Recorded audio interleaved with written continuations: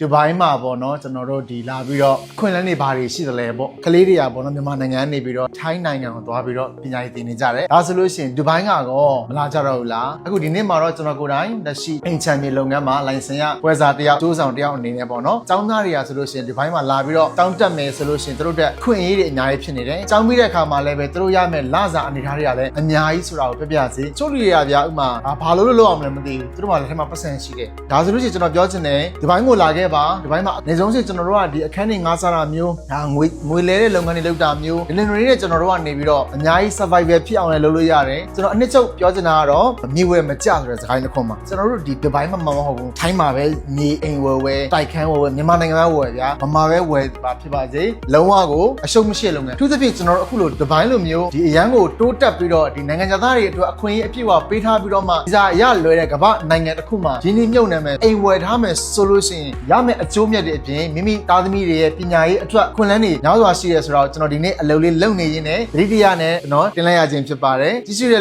မိတ်ဆွေပေါင်းကိုကျေးဇူးတင်ပါတယ်